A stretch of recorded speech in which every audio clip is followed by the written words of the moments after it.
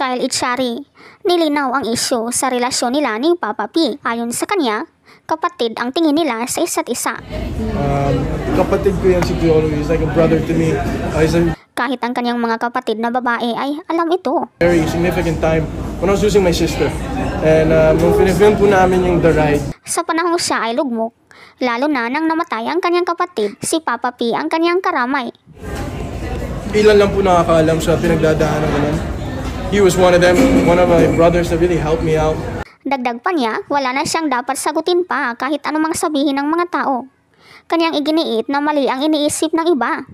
I never really have to answer what the people say. Mali naman po talaga yung iniisip ng mga tao. May masasabi lang po talaga yung mga tao. Hindi niya umano tito si Papa P kundi kanyang kapatid at best friend.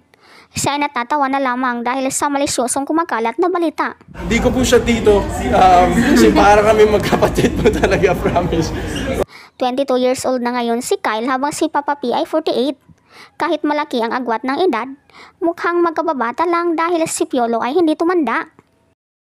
Matatandaan na issue silang dalawa noong lumabas ang blind item sa Twitter na isang hunk na sikat na aktor at baguhang batang lalaking artista na nag-check-in sa iisang hotel room, hinala ng netizens. Ang blind item ay tumukoy kina Papa P at Kyle dahil madalas silang nagkasama dahil sa teleseryeng Pamilya Sagrado noong 2023. Ikaw, anong masasabi mo dito?